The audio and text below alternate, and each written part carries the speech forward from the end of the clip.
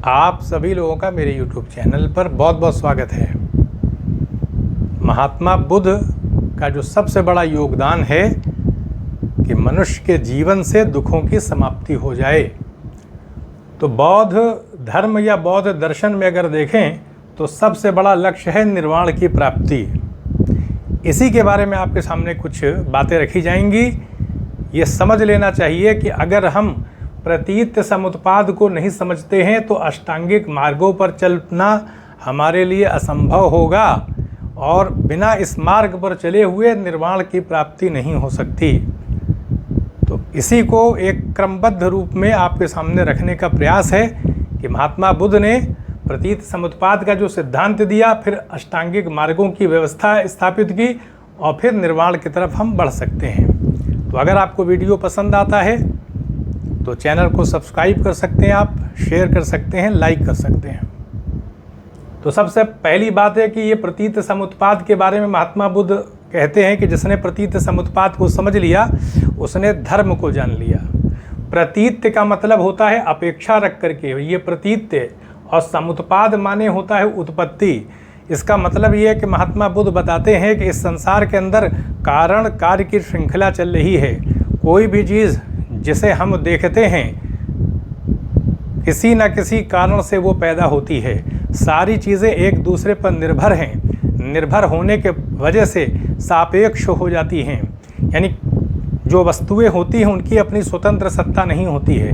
इस आधार पर अगर हम देखें, ऐसे हम इस संसार को देख रहे हैं तो हमें ना तो गहराई पता चल रही है, ना तो वास्तविकता पता चल पा रही है। हम आकर्षण में फंसे हुए हैं। संसार में जब हमारा जन्म होता है, परिवार में मान लीजिए बात है, पालन पोषण होगा, फिर शिक्षा हम प्राप्त करेंगे, समाज में लग जाते हैं, कुछ हमें अपने को बनाना होता है, समाज में प्रगति करनी पड़ती है, जो भी हमारा लक्ष्य टारगेट है हम उसमें लगे रहते हैं, समय हमारा निकलता रहता है। तो कहाँ हम प्रतीत समुत्पाद की गहराई में जा पा रहे हैं, समझ पा रहे हैं।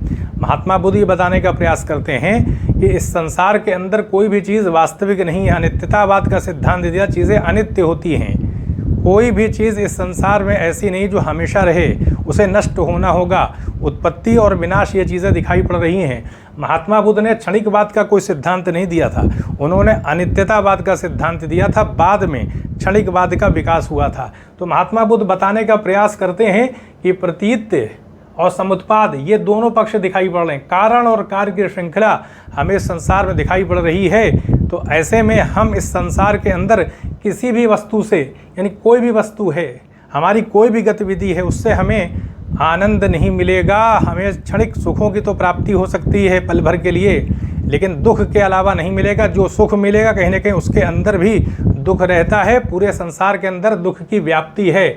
इसलिए अगर हम इस संसार में सुख प्राप्त करने का प्रयास कर रहे हैं तो सृष्टि के अंदर जो व्यवस्था है वो हमें सुख नहीं दे सकती हमेशा के लिए।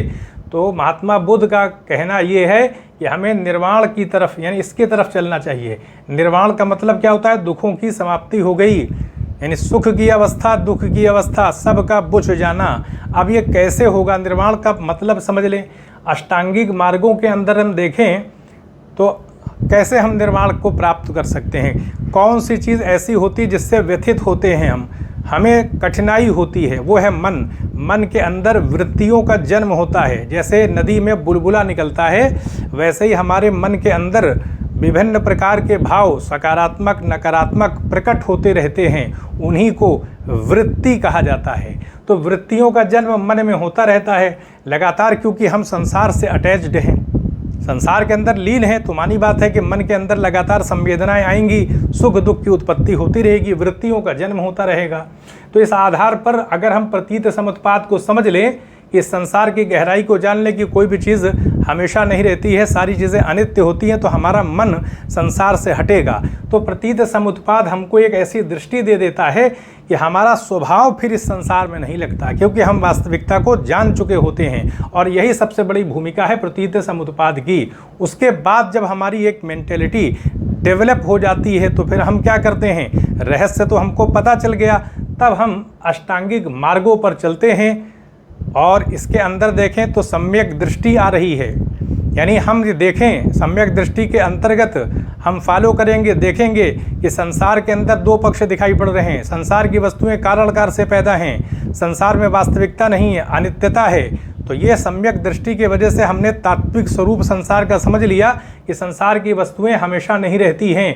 तो सम्यक दृष्टि में हमने पहला, क्योंकि 8 अंग हैं इसके, अष्ट आंगिक यानी 8 अंग हैं, तो पहला है सम्यक दृष्टि। इससे हमने समझ लिया कि वास्तविकता क्या है इस तात्विक संसार की जो हमको दिखाई पड़ रहा है, वस्तुओं का संसार। दूसरा पक्ष आता है सम्यक दृष्टि के बाद सम्यक संकल्प। 4 आर्य सत्यों के प्रति संकल्प होना चाहिए।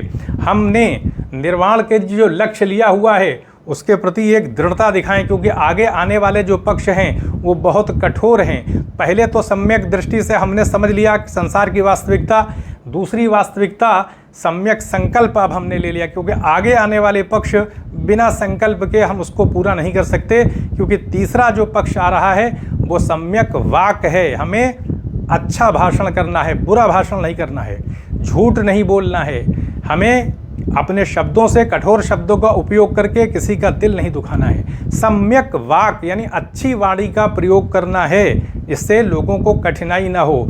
तो मानी सी बात है कि जब हम अच्छे शब्दों का प्रयोग करेंगे तो हम झूठ बोलेंगे नहीं, तो हमारा रास्ता ईमानदारी का हो जाएगा। तीसरा पक्ष सम्यक वाक हो गया। चौथा पक्ष आता है सम्यक कर्मांत का। हमारा अच्छा कर्म होना चाहिए, यानी हम लोगों के साथ अच्छा बिहेव करें, हिंसा न करें, क्रोध न करें। तो सम्यक कर्मांत हमारा अच्छा होगा तो समाज के अंदर भी शांति होगी, एक अच्छा वातावरण समाज में निर्मित होगा, हमारे अंदर भी व्यक्तित्व में, मन के अंदर शांति रहेगी, परिवार के अंदर भी कलह नहीं होगा, तो एक अच्छे समाज का निर्माण भी होता है। उसके बाद आते हैं सम्यक आजीव की बात है कि हमें समाज में रहना, जीवन जीना है तो एक अच्छी आजीविका होनी चाहिए हमारी, यानी हम असंगत कर्म ना करें, बुरे मार्गों पे चल के धन अर्जित ना करें। तो इससे क्या होगा कि अगर सभी लोग इसको फॉलो करें एक अच्छा समाज बन जाएगा। चोरी करना, भ्रष्टाचार, ये सारी चीज़ें लुप्त हो जाएंगी।